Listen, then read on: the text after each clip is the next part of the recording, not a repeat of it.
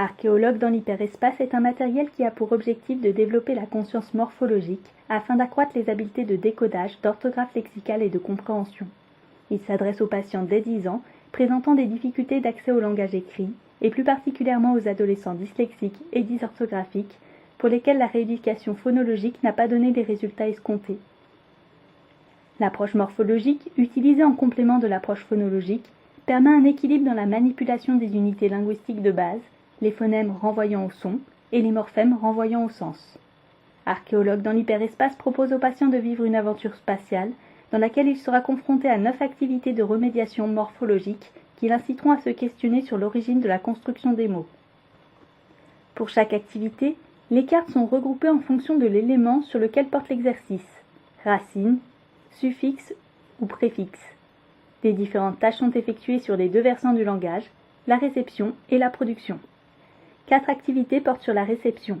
Une activité d'extraction d'unités morphémiques qui permet de travailler la compréhension de la construction des mots. Le joueur doit soit trouver la racine, le préfixe ou le suffixe d'un mot, soit segmenter les mots en unités morphémiques. L'activité de jugement de relations morphologiques qui porte sur la perception des relations sémantiques existant entre certains mots. Le joueur doit indiquer si les mots proposés sont de la même famille ou juger de la similitude de la construction morphologique des mots. Une autre activité, détection d'intrus morphologiques, propose d'appréhender le sens des morphèmes et de repérer les relations sémantiques existant entre certains mots. Le joueur doit identifier l'intrus parmi 4 propositions. Enfin, la dernière activité, choix de la forme dérivée d'un pseudomot, aborde la compréhension des affixes. Le joueur doit sélectionner la dérivation la plus plausible d'un pseudomot parmi 3 propositions. 4 autres activités portent sur la production. L'activité de fluence morphologique, qui travaille la compréhension de la formation des mots. Pour cette activité, le joueur doit évoquer, si possible à l'écrit, un maximum de mots dérivés à partir d'une racine ou un maximum de mots possédant un préfixe ou un suffixe précis.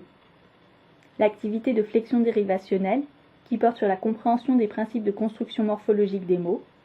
Le joueur doit, à l'écrit si possible, soit rechercher le dérivé d'un mot, soit poursuivre une série de mots ayant la même racine ou le même affixe, soit trouver un mot ayant une construction morphologique complexe à partir d'une définition. L'activité suivante, identification de la lettre muette, porte sur la compréhension de l'origine des lettres muettes et la prévision de l'existence de ces lettres à l'écrit.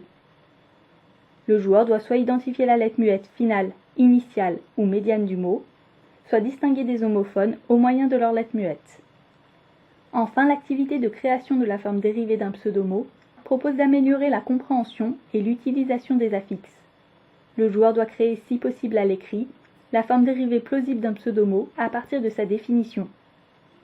Une activité spéciale, l'activité défi, propose de développer une stratégie efficace pour retrouver une anagramme et construire des noms composés. Pour cette activité, les joueurs s'affrontent et doivent soit retrouver le plus rapidement possible quel mot se cache derrière l'anagramme, soit trouver les synonymes des 2 mots proposés afin de découvrir un nom composé. Le but du jeu est d'être le premier à atteindre la case arrivée, avec au moins une carte de chaque catégorie. Afin de fixer les éléments vus et travaillés au cours du jeu, l'orthophoniste peut proposer à l'enfant de remplir au fur et à mesure des séances un tableau de synthèse disponible à la fin du livret. L'enfant pourra ainsi s'y référer afin d'orthographier correctement les mots à fixer et ceux contenant une graphie complexe. Les solutions des différents exercices sont également disponibles dans le livret. Archéologue dans l'hyperespace propose ainsi de développer la conscience morphologique de façon ludique. La répétition et la régularité des entraînements permettront l'automatisation d'une stratégie morphologique efficace pour le décodage et la transcription orthographique.